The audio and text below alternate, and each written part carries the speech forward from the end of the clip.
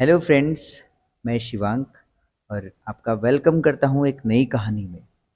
आज की जो हमारी कहानी है उसमें सबसे बड़ा दानी कौन। जी हाँ, यही एक क्वेश्चन है। इसका आपको आंसर लास्ट में मिलेगा कहानी के। एक बार की बात है महाभारत काल में, जब युधिष्ठिर ने एक नया राज्य बसाया। उसका नाम इंद्रप्रस्थ रखा। अपनी नगरी बसाई थी। तो उनके सामने उस नगर में जो भी आ जाता, जो भी मांगता, वो ले जाता। अपने दरबारी भी छोड़ रखे थे। वो बस यही कहते थे, सबसे बड़ा दानी युधिष्ठिर महाराज, सबसे बड़ा दानी युधिष्ठिर महाराज। अब सभा हुई। सभा में सभी लोग बैठे थे। तो युधिष्ठिर महाराज ने ऐसे ही पूछा कि अब सबसे बड़ा दानी कौन है। सभी दरबारी बोल पड़े, महाराज आप हो सबसे बड़े दानी। उसी सभा में भगवान श्री कृष्ण भी बैठे थे। बोले, बड़े भैया एक बात है।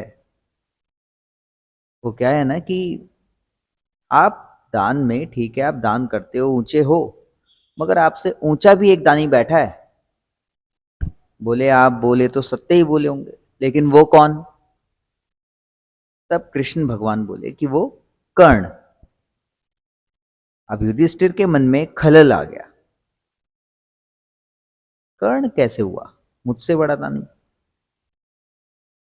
तो उन्होंने बोला कि ठीक है आप जो कहते हैं वो सत्य कहते हैं, मगर मैं ये जानना चाहता हूं कि कर्ण मुझसे बड़ा दानी कैसे। मैं भी कोई उससे कम दान नहीं करता। तो कृष्ण जी ने कहा, सब्र रखिए महाराज, ये इसकी भी परीक्षा हो जाएगी तो तब पता चल जाएगा कौन है सबसे बड़ा दानी। अब उस राज्य में भारी बारिश हो गई। भारी बारिश में एक महात्मा आ पड़े युधिष्ठिर के पास। तो युधिष्ठिर ने उनको प्रणाम किया और पूछा, महाराज मैं आपके लिए क्या कर सकता हूँ। बोले कि देखो ऐसा है, मुझे एक यज्ञ करना है और उस यज्ञ में जो संविदा जाएगी वो चंदन की लकड़ी की जाएगी। बोले, तो ये कौन सी बड़ी बात है, अभी मंगवा देता हूँ। सेवकों को बोला, जाओ और महाराज के लिए चंदन की लकड़ी लेके आओ। जो सेवक गए थे वहां से वो वापस आ गए। बोले कि 4 माह से बारिश चल रही है और सारी लकड़ी गीली है, सूखी लकड़ी नहीं मिली। अब युधिष्ठिर परेशान। तो बोले कि हमारे जो महल में लकड़ी है चंदन की, अगर रखी हो तो वो ला के दे दो।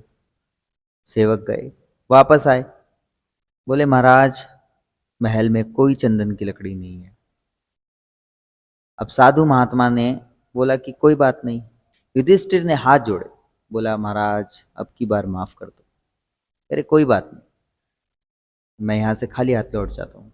तब कृष्ण जी भी वहीं खड़े थे। बोले, महाराज आप जा तो रहे हो, यहाँ से आगे एक बड़ा दानी और रहता है कर्ण, आप उसके पास चले जाओ, वहां आपका काम हो जाएगा। बोले ठीक है मैं उसके पास भी चला जाता हूँ। अब वहां पे जब वो महाराज, साधु महाराज गए, उनके पीछे युधिष्ठिर ने सोचा कि अब कर्ण जब राज्य में, पूरे राज्य में लकड़ी नहीं है तो कर्ण कहां से पैदा कर देगा लकड़ी।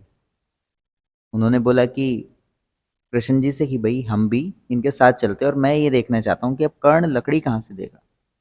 चलो जी ठीक है। दोनों भेष बदल के उन साधु महाराज के पीछे चल दिए। वहां चले, सेम यही बात हुई। उनसे पूछा लकड़ी, उन्होंने सेवक भेजे, आए, ये 4 माह से बारिश है, लकड़ी नहीं है। अब कर्ण अपनी जगह से खड़ा हुआ। कर्ण ने बोला, महाराज अगर इस पृथ्वी पर कहीं कोई चंदन की लकड़ी है तो वो आपके समक्ष आ जाएगी, मैं आपको वचन देता हूं। और बस दिमाग में आया उसके, कर्ण के, सेवकों को बुलाया।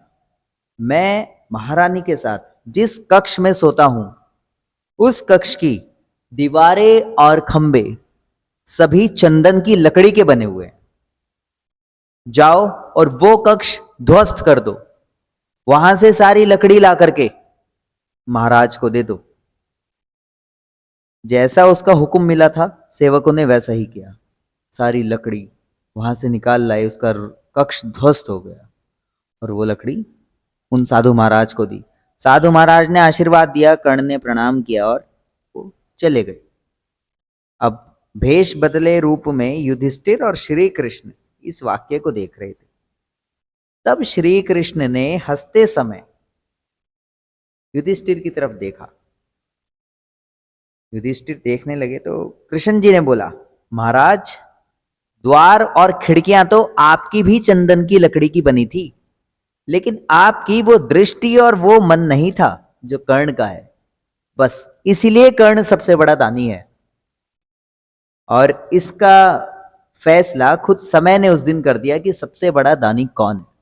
युधिष्ठिर महाराज कुछ नहीं बोले, हाथ जोड़े चुपचाप अपने महल की तरफ चल दिए। तो दानी सबसे बड़ा वही है जिसकी नीयत साफ है, जिसका मन साफ है।